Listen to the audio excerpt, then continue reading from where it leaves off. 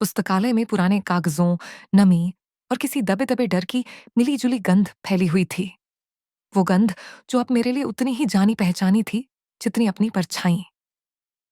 ऊंची खिड़कियों से छनकर आती हल्की सी धूप, लकड़ी की पुरानी मेजों पर सुनहरे धब्बे बना रही थी, जैसे कोई बीते समय की यादें अब भी वहीं पड़ी हों। चारों तरफ सन्नाटा था। बस कभी-कभी हवा की हल्की सरसराहट या पुराने पन्नों के पलटने की आवाज सुनाई देती थी। मैं पौराणिक कथाओं वाली शेल्फ के बीच ऐसे घूम रही थी, जैसे किसी अदृश्य ताकत ने मेरी कलाई थाम ली हो और अब खींचे जा रही हो उसी दिशा में जहां मुझे शायद नहीं जाना चाहिए था। मेरी उंगलियां किताबों की रीढ़ों पर फिसल रही थीं। हर स्पर्श के साथ एक उम्मीद, एक बेचैनी और एक डर साथ साथ चल रहे थे। ऐसा लगता था जैसे इन पुरानी किताबों में वो जवाब छुपे हों जिनकी तलाश मैं जन्मों से कर रही हूं। मेरे उस श्राप की जड़ जिसने मेरी जिंदगी को एक न खत्म होने वाले चक्र में बांध एलेनी, रखा है। कॉफी के लिए चलोगी? प्रोफेसर थॉर्न का क्विज ने तो मार ही डाला यार। मारिया की हंसती आवाज ने जैसे मेरे विचारों के पर्दे फाड़ दिए। मैं चौंक कर पीछे मुड़ी। उसके साथ लीना भी थी, हमेशा की तरह सधी हुई और तेज। क्या ढूंढ रही हो? उसने पूछा। उसकी आंखों में एक हल्की जिज्ञासा थी। रिसर्च, एक पेपर के लिए, मैंने धीमी आवाज में कहा। नजरें नीचे किए। शब्द मेरे होंठों से निकले जरूर, लेकिन उनमें जान नहीं थी। शायद उन्होंने भी महसूस कर लिया, क्योंकि दोनों कुछ पल बाद मुस्कुराईं और चली गईं। उनकी हंसी धीरे धीरे दूर होती गई, जैसे कमरे में फिर से वही भारी खामोशी लौट आई हो। अब मैं अकेली थी। रिस्ट्रिक्टेड आर्काइव्स का दरवाजा मेरे सामने था। वो दरवाजा जिसके बारे में हमेशा चेतावनी दी गई थी। अंदर का माहौल अलग था। हवा भारी और ठहरी हुई थी, जैसे सदियों का रहस्य उसी में घुल गया हो। दीवारों पर मकड़ी के जाले, कोनों में पुरानी लकड़ी की अलमारियां और बीच में फैली हुई धूल, सब मिलकर उस जगह को किसी प्राचीन समाधि जैसा बना रहे थे। मेरे हाथ कांप रहे थे जब मैंने शेल्फ टटोलना शुरू किया। पुराने कागजों की सरसराहट में एक अजीब सी बेचैनी थी, जैसे वो मुझे पहचानते हों। तभी मेरी नजर एक किताब पर अटक गई, बाकी सबसे अलग, अजीब और डरावनी। उसका कवर सूखी, सिकुड़ी हुई खाल जैसा लग रहा था, किनारे टूटे हुए और शीर्षक लगभग मिट चुका था। Forgotten prayers to Hecate. नाम पढ़ते ही मेरी रीढ़ में एक ठंडी लहर दौड़ गई। मैंने किताब धीरे धीरे खोली। पन्ने ऐसे चरमराए जैसे किसी ने नींद से जगाया हो। अंदर की स्याही फीकी थी, लेकिन शब्द अब भी जिंदा थे, जैसे वो इंतजार कर रहे हों कि कोई फिर से उन्हें बोले। फिर मुझे वो मिला, एक प्रार्थना जो बाकी सबसे अलग चमक रही थी, जैसे अंधेरे में कोई दिया जल उठा हो। हेथेलिया, कायरोस की मौत से टूटी हुई, चौराहे पर प्रार्थना करती है। हेकाटे, रात की रानी, उसे लौटा दो। मैं कीमत दूंगी। मेरा प्यार उसका जीवन बन जाए और मेरी जिंदगी उसकी कीमत। मेरी सांस थम गई। दिल जैसे सीने से बाहर निकल आने को था। उंगलियां उन शब्दों पर टिक गईं, जैसे डर हो कि अगर ज्यादा देर तक देखा तो सच सामने आ जाएगा। उसने उसके लिए प्रार्थना की थी और कीमत हम थे। ये एहसास किसी बिजली की तरह मेरे भीतर गिरा, तेज, जलता हुआ और नकारना नामुमकिन। मेरी आंखों में आंसू तैरने लगे। यही था वो पल, वही वजह, उस श्राप की जड़। एक ऐसा प्यार जो ईश्वर की सीमा पार कर गया था। उसकी एक सच्ची प्रार्थना ही हमारी बर्बादी बन गई। कितना अजीब है ना? एक दुआ जिसने किसी को लौटाया, उसने मुझे सजा दी। अनगिनत जन्मों तक उसे पाने और खोने की। सीने में कसक उठी और मैं धीमे से बैठ गई। मेरे मन में सवालों का तूफान था। क्या सच में प्यार इतना खतरनाक हो सकता है? क्या मैंने खुद ही ये सब बुलाया था? मैंने हर जन्म में उसे बचाने की कोशिश की। हर बार वही अंत, खून, चीखें और खामोशी। कितनी बार मर चुकी हूं मैं, कितनी बार उसे खोया है, और फिर भी हर बार वही चेहरा, वही मुस्कान मुझे फिर से वहीं खींच लाती है। अब मैं नहीं चाहती किसी को। प्यार से डर लगने लगा है, जैसे वो कोई बीमारी हो जो धीरे धीरे सब कुछ खा जाती है। मुझे बस अपनी जिंदगी चाहिए, बिना डर के, बिना किसी अतीत की छाया के। मैं फिर से सांस लेना चाहती हूँ, ऐसे कि हवा में उसकी गंध ना हो, उसकी याद ना हो। लेकिन शायद मैं जानती हूँ, ये मुमकिन नहीं, क्योंकि ये श्राप सिर्फ शब्दों का नहीं है, ये मेरी आत्मा में दर्ज है। और जब तक वो प्रार्थना अस्तित्व में है, मैं उसी चक्र में फंसी रहूंगी, हर जन्म में उसे पाने के लिए और हर जन्म में उसे खोने के लिए। लेक्चर हॉल में चौक की हल्की गंध खुली हुई थी और उसके साथ एक ऐसी बेचैनी जो हवा में धुंध की तरह फैली थी। ऊंची मेहराबदार खिड़कियों से छनकर आती धूप पुरानी लकड़ी की बेंचों पर सुनहरे पैंच बना रही थी। उस रोशनी में उड़ती धूल के छोटे छोटे कण ऐसे दिख रहे थे जैसे अदृश्य आत्माएं हवा में तैर रही हों, शांत पर जागरूक। मैं पिछली बेंच पर बैठी थी, पूरी तरह सीधी, रीढ़ तनकर, जैसे थोड़ी सी ढील दी तो बिखर जाऊंगी। हाथ में पकड़ी पेंसिल पर मेरी पकड़ इतनी मजबूत थी कि उंगलियों की हड्डियां सफेद हो चुकी थीं। बार की उस रात को 4 दिन हो गए थे। 4 दिन अपनी ही परछाई से बचते हुए, 4 दिन प्रोफेसर क्रिस्टोफर की नजरों से छिपते हुए। मैं कोशिश कर रही थी कि वो सब एक बुरा सपना लगे, लेकिन मेरी स्केचबुक अब भी मेरे बैग में भारी पत्थर की तरह दबाव बना रही थी, जैसे उसके हर पन्ने में वो रहस्य बंद हो जो मैं भूलना चाहती थी। क्रिस्टोफर सर लेक्चरन पर खड़े थे, हमेशा की तरह सधे हुए, हर चीज पर नियंत्रण रखने वाले। उनका नेवी ब्लू सूट एकदम फिट था, टाई बिल्कुल सीधी, और उनके पीछे दीवार पर लगे पौराणिक चार्ट उन्हें किसी और युग का बना रहे थे।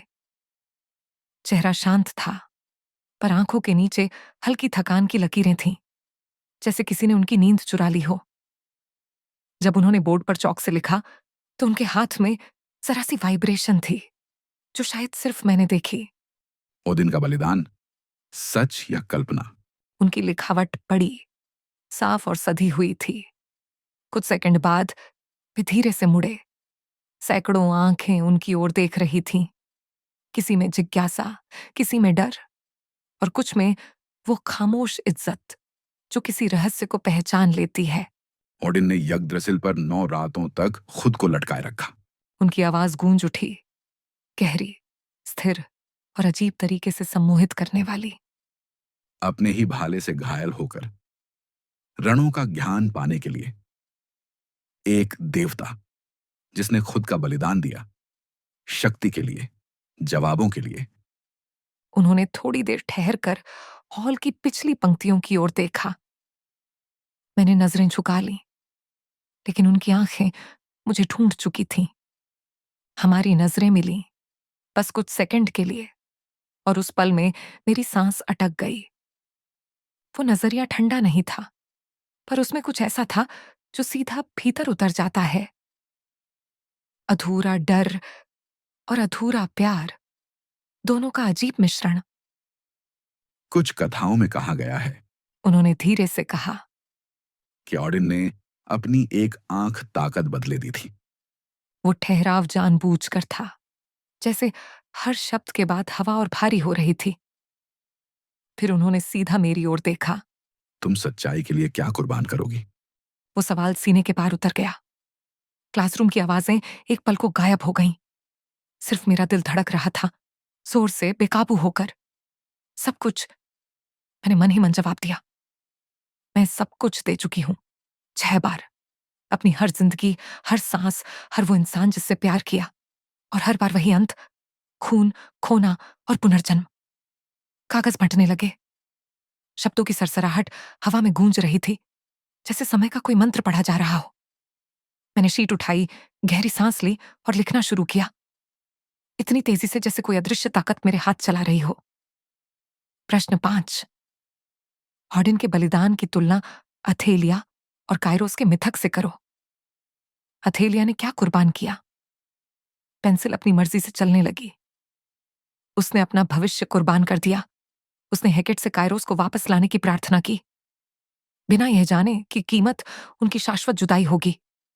ऑडिन ने ज्ञान मांगा, हथेलिया ने प्यार। दोनों ने खून से कीमत चुकाई। आखिरी शब्द पर हाथ रुक गया। पेंसिल की नोक अब भी कांप रही थी, जैसे किसी पुराने डर को महसूस कर रही हो। मैंने अपने लिखे शब्दों को देखा, और उस पल ऐसा लगा जैसे हॉल की हवा थम गई हो।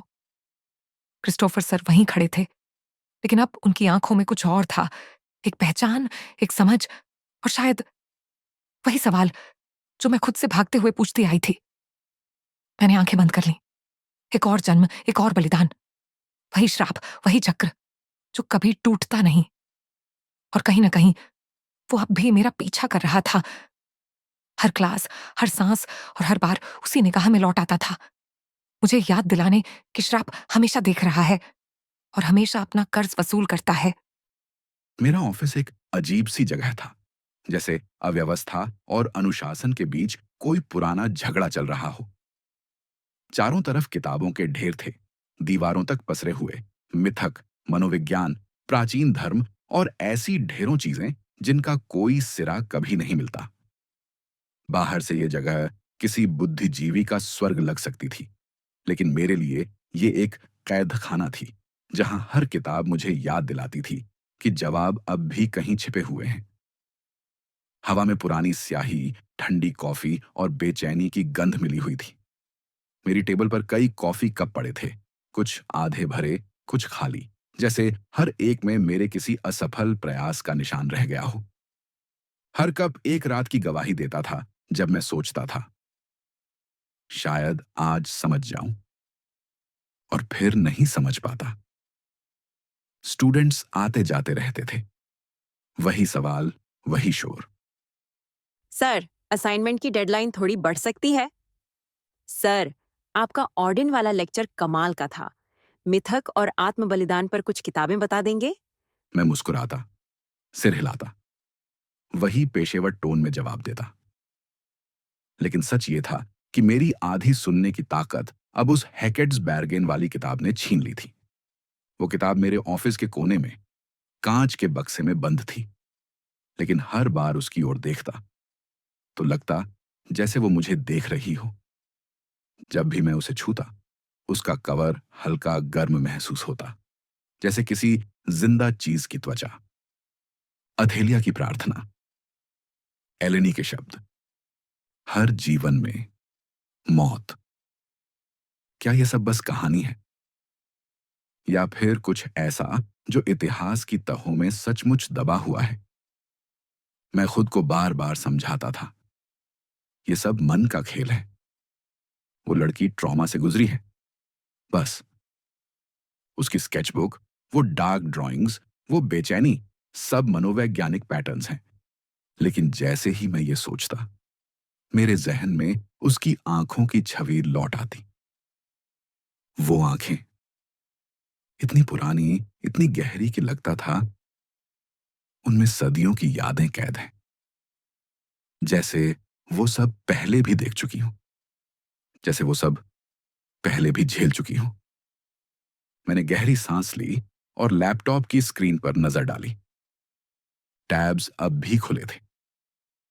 Trauma induced hallucinations, a comparative study, reincarnation and psychosis, historical observations, Hecate, the goddess of crossroads and curses। तीनों टॉपिक्स अब मुझे किसी अकादमिक जिज्ञासा से ज्यादा एक व्यक्तिगत श्राप की तरह लगने लगे थे। मेरे सिर में दर्द था। मैंने माथे को दबाया और कुछ पल आंखें बंद की। ये सब बस थकान है, मैंने खुद से कहा। लेकिन अंदर कहीं पता था, बात इतनी सीधी नहीं है, क्योंकि जब भी एलेनी पास होती है, हवा का तापमान बदल जाता है। क्लासरूम की लाइट थोड़ी मध्यम लगने लगती है, और मुझे महसूस होता है जैसे मैं किसी और वक्त, किसी और युग में खड़ा हूं, जहां वही आंखें, वही आवाज, वही प्रार्थना दोहराई जा रही है। मैं उठकर कमरे में टहलने लगा। हर कदम के साथ बेचैनी और घनी हो रही थी। कभी कभी लगता ऑफिस की दीवारें भी कुछ कहना चाहती हैं, जैसे हवा में कोई पुरानी फुसफुसाहट गूंजती हो। मैंने किताबों की ओर देखा। वो ढेर अब शांत नहीं लग रहे थे। उनके बीच कहीं हैकेट का बारगेन अब भी धड़क रही थी, धीरे लेकिन लगातार। और मुझे यकीन था ये सब सिर्फ ट्रॉमा नहीं है, कुछ ऐसा है जो मेरी समझ से बाहर है, कुछ जो एलेनी से शुरू हुआ और शायद मुझ पर खत्म होना तय है। दरवाजे पर फिर वही झिझकती हुई दस्तक हुई, इतनी धीमी कि अगर कमरे में पंखा चलता होता तो शायद सुनाई भी न देती। मैंने पेन नीचे रखा, अपनी नोटबुक बंद की और नजर उठाई। वह थी एलेनी, दरवाजे की चौखट पर खड़ी, जैसे आधी रोशनी और आधा अंधेरा उसके शरीर पर बांट लिया हो। उसकी उंगलियां अब भी दरवाजे के किनारे पर टिकी थीं, जैसे उसने खुद को किसी सीमा पर रोक रखा हो। चेहरे पर वह जानी पहचानी झिझक थी, लेकिन उसकी आंखें, इस बार उनमें कुछ और था। एक तयशुदा बेचैनी, एक ऐसी सच्चाई का बोझ जो उसे चैन से सांस भी नहीं लेने दे रहा था। एलेनी, मैंने धीरे से कहा, अंदर आओ। वह आगे बढ़ी, लेकिन बस एक कदम। लग रहा था अगर उसने एक और कदम बढ़ाया तो कोई अदृश्य दरवाजा हमेशा के लिए बंद हो जाएगा। हवा अचानक भारी हो गई थी, जैसे कमरे में कुछ अदृश्य जाग गया हो। वो किताब। उसने कहा, आवाज इतनी धीमी थी कि जैसे उसने खुद से फुसफुसाया हो। कॉडेक्स। आपने कहा था आप मुझे दिखाएंगे। मैं अपनी कुर्सी पर थोड़ा पीछे झुका, उसे ध्यान से देखा। वह एक साधारण स्टूडेंट नहीं लग रही थी उस पल, बल्कि जैसे किसी भूले हुए मिथक की जीवित गवाही बनकर सामने खड़ी हो। कमरे में पुरानी कॉफी की महक अब किसी अजीब सी धूप और राख में बदल गई थी। मुझे याद है, मैंने शांत स्वर में कहा, लेकिन पिछली बार जो हुआ उसके बाद मुझे लगा थोड़ी दूरी बनाए रखना ठीक रहेगा, है ना? एलेनी की उंगलियां अब उसकी मुट्ठी में कस चुकी थीं। उसने कदम आगे बढ़ाया, आंखें सीधी मेरी आंखों में टिकी थीं। उनमें जो आग थी वो मेरे सारे तर्कों को राख करने के लिए काफी थी। मुझे उस किताब को देखना है। उसने कहा। आवाज शांत थी, लेकिन हर शब्द भीतर तक धंस रहा था। प्लीज, मुझे कुछ साबित करना है। मैंने ठंडे स्वर में पूछा, क्या साबित करना चाहती हो एलेनी? कि तुम बीमार नहीं हो? उसने सिर धीरे से हिलाया। कि श्राप सच है। शब्द कमरे में तैर गए, भारी, नुकीले और खामोशी से टकराते हुए। उसकी आंखों में आंसू नहीं थे, सिर्फ विश्वास था। वह खतरनाक, अडिग विश्वास जो या तो मुक्ति लाता है या तबाही। मैंने अपने माथे को रगड़ा, सांस ली। कमरा अब और छोटा लगने लगा था। दीवारों पर छायाएं हिल रही थीं, जैसे वे भी सुन रही हों। एलेनी, मैंने आखिर कहा, तुम्हें समझना होगा। आप क्यों नहीं समझते हैं क्रिस्टोफर? उसने मेरी बात काट दी। उसकी आवाज अब कड़ी थी, लेकिन टूटी नहीं थी। आप मिथकों को पढ़ते हैं, सिखाते हैं, उनका विश्लेषण करते हैं, लेकिन जब कोई मिथक आपके सामने सांस लेने लगता है, आप उसे डिल्यूजन कह देते हैं। आपको नहीं लगता शायद वो किताब ही जवाब है? मैं उसे देखता रहा। कितनी बार मैंने ऐसे लोगों को देखा था जो अपने ट्रॉमा में डूबकर झूठी इमेजिनेशन बुन लेते हैं, लेकिन एलेनी अलग थी। उसकी आंखों में कुछ था जो किसी मनोविकार से ज्यादा प्राचीन, ज्यादा वास्तविक लगता था। मैं धीरे से उठा, कांच के उस केस के पास गया जिसमें कॉडेक्स हैकेट बंद थी। लॉक खोलते वक्त मेरी उंगलियां कांप गईं, जैसे मन के किसी गहरे हिस्से को पता हो कि यह सिर्फ एक किताब नहीं, एक सीमा है जिसे पार करने के बाद सब कुछ बदल जाएगा। ठीक है, मैंने कहा। आवाज उतनी स्थिर नहीं थी जितनी मैंने चाही थी। लेकिन हम इसे यहीं साथ में देखेंगे। कोई एक्सपेरिमेंट नहीं, कोई ड्रामा नहीं। मैंने किताब निकाली, गहरे भूरे चमड़े का कवर, जिसकी सतह पर हल्की धड़कन सी थी, जैसे वह जिंदा हो। कमरे की रोशनी उसके ऊपर से फिसलकर गायब हो रही थी। एलेनी आगे आई और उस पर अपनी उंगलियां रखी। हवा में अचानक एक अजीब सी सरसराहट गूंजी, जैसे पुराने पन्ने खुद